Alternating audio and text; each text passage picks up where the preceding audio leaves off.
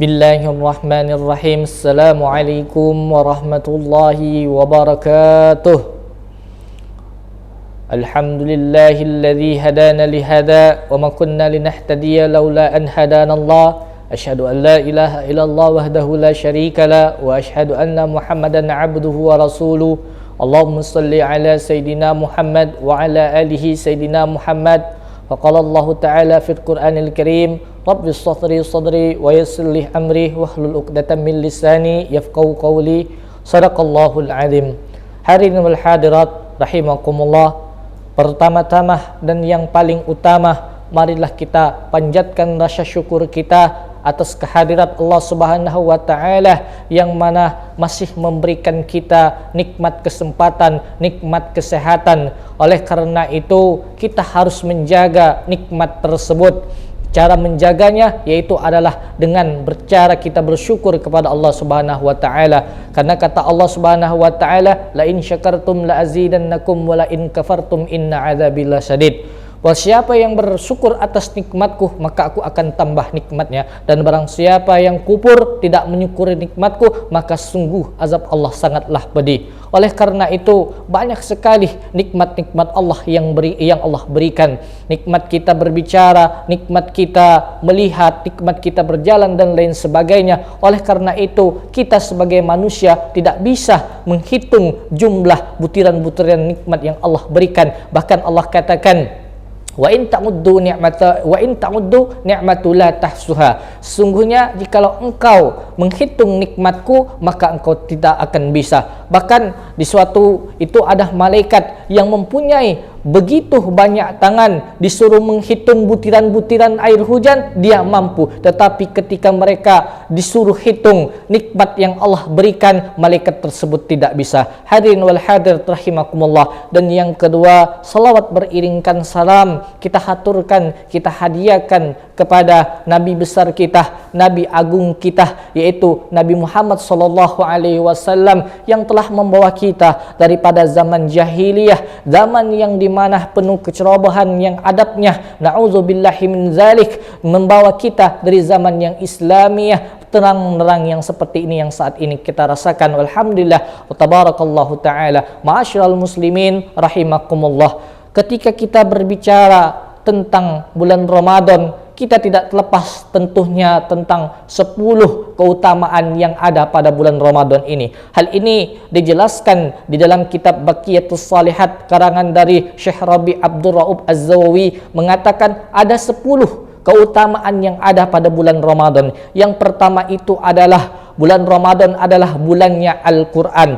Mengapa dikatakan sebagai bulannya Al-Quran? Karena pertama, Al-Quran itu diturunkan pada bulan Ramadan. Sebagaimana Allah firmankan di dalam Quran surat Al-Baqarah ayat 185 yang berbunyi, Syahrul Ramadan alladzi undila fihil Quran hudal linnasi wa bayyinatin minal huda wal furqan. Bulan Ramadan itu adalah bulan diturunkannya Al-Quran sebagai petunjuk dan penjelasan bagi petunjuk itu, dan pembeda antara hak yang dan batil, yang mana yang benar dan yang salah.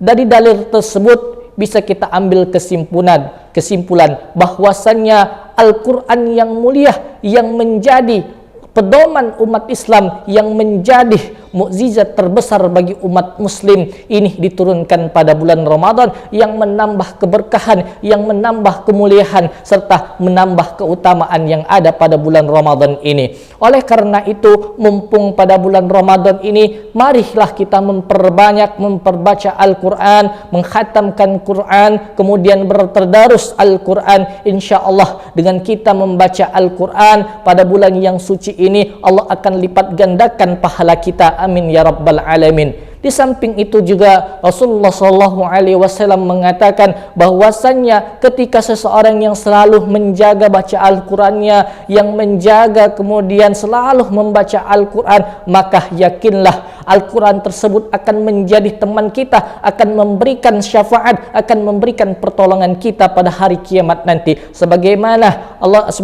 Rasulullah SAW bersabda, Iqra'ul Qur'an fa innahu ya'ti yaumal qiyamah syafi'an li ashabihi. Bacalah Al-Qur'an karena sesungguhnya Al-Qur'an itu akan datang nanti pada kiamat, pada hari kiamat menjadi syafaat, menjadi pertolongan kita bagi yang membacanya. Oleh karena itu, mumpung di bulan Ramadan ini, perbanyak kita untuk membaca Al-Qur'an. Keutamaan yang kedua yaitu adalah bulan Ramadan adalah bulannya bersabar. Kita pada bulan Ramadan ini bukan hanya berpuasa untuk menghindarkan tidak makan dan tidak minum saja. Ramadan, bulan berpuasa ini lebih daripada itu. Hakikat dari berpuasa bukan hanya tidak makan dan tidak minum, tetapi hakikat berpuasa itu adalah meninggalkan hal-hal yang tidak penting, meninggalkan hal yang sia-sia, meninggalkan hal yang tidak bermanfaat dan ucapan yang tidak baik. Oleh karena itu Rasulullah SAW mengatakan laisa siyamu minal akli wasyurbi wa innamas siyamu minal lagwi warafas. Bukanlah puasa itu perkara tentang makan dan minum, tetapi hakikat daripada puasa itu yaitu adalah meninggalkan sesuatu yang tidak bermanfaat dan ucapan yang tidak baik. Artinya di sini pada bulan Ramadan adalah kita diajarkan untuk tidak menjaga. Artinya dalam artian kita harus menjaga lidah kita, menjaga lisan kita daripada sifat-sifat yang buruk, mencaci maki, kemudian mengatai orang lain, kemudian membicarakan keburukan orang lain dan sebagainya. Kita harus menjaga hati kita dari perbuatan iri, dengki, hasud dan lain sebagainya. Ini merupakan bulan yang bersabar. Ketika kita pada bulan Ramadan, kita dituntut untuk bersabar, kita dituntut untuk menjaga amarah, menjaga hawa nafsu kita agar tidak terjerumus kepada bisikan syaitan yang terkutuk. Kemudian keutamaan yang ketiga, bulan Ramadan juga disebut sebagai bulannya keberkahan, Syahrul Mubarak. Hal ini Rasulullah SAW katakan dalam sebuah hadis yang diriwayatkan oleh Abu Hurairah radhiyallahu anhu. Qala Rasulullah SAW bersabda, telah datang kepada kalian bulan Ramadan, bulan yang penuh keberkahan, yang telah diwajibkan atas kepada kalian untuk berpuasa di dalamnya, yang pada bulan itu yang dimana pintu-pintu langit akan dibuka dan kemudian pintu-pintu neraka akan ditutup, dan pada bulan itu juga para syaitan itu akan diikat dan dibelenggu. Kemudian pada bulan itu juga ada bulan yang mulia, yaitu adalah malam Lailatul Qadar. Malam Lailatul Qadar ini adalah malam yang jauh lebih mulia daripada malam 1000 bulan. Kemudian keutamaan yang keempat yaitu adalah bulan Ramadan, di mana pintu surga itu akan dibuka selebar-lebarnya dan pintu neraka itu akan ditutup serapat-rapatnya. Hal ini disabdakan oleh Rasulullah SAW dalam hadis yang diriwayatkan oleh Abu Hurairah radhiyallahu anhu. Qala Rasulullah SAW, "Idza dakhala Ramadanu suffidatis syayatin wa futihat abwabul jannah wa ghuliqat abwabun nar."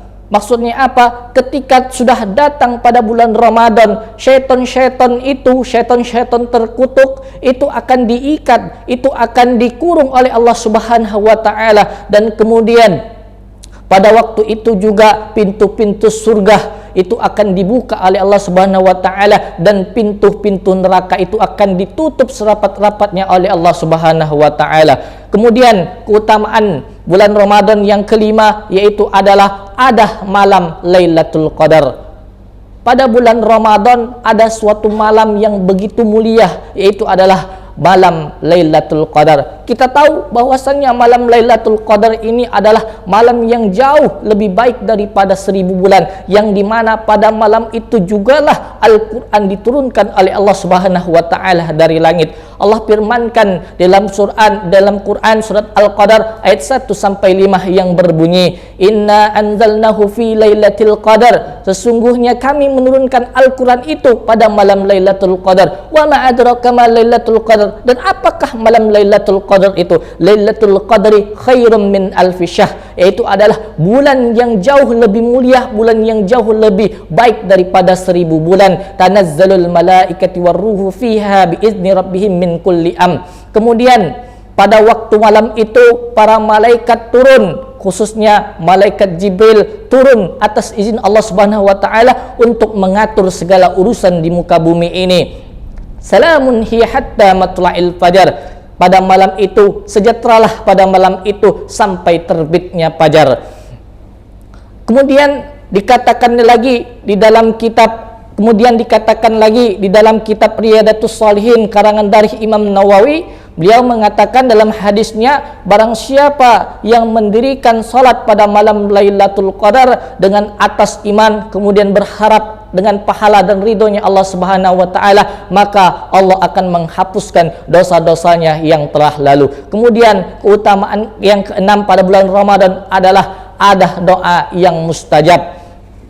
Syekh Rabi Abdul Raub Az-Zawawi mengatakan ada keutamaan yang lainnya pada bulan Ramadan, yaitu adalah salah satunya ada doa yang mustajab di dalamnya. Oleh karena itu kita harus mendekatkan diri kepada Allah, yaitu dengan caranya dengan berdoa kepada Allah Subhanahu wa taala. Kemudian keutamaan yang ketujuh, bulan Ramadan juga disebut dengan bulan jihad dan perjuangan. Karena kenapa? Karena sejarah mencatat bahwasannya peperangan terbesar umat muslim ini terjadi pada bulan Ramadan, terjadi pada bulan puasa, yaitu tepatnya pada tahun kedua Hijriah. Perang itu adalah perang Badar, yang dimana kaum muslimin meraih kemenangan tersebut.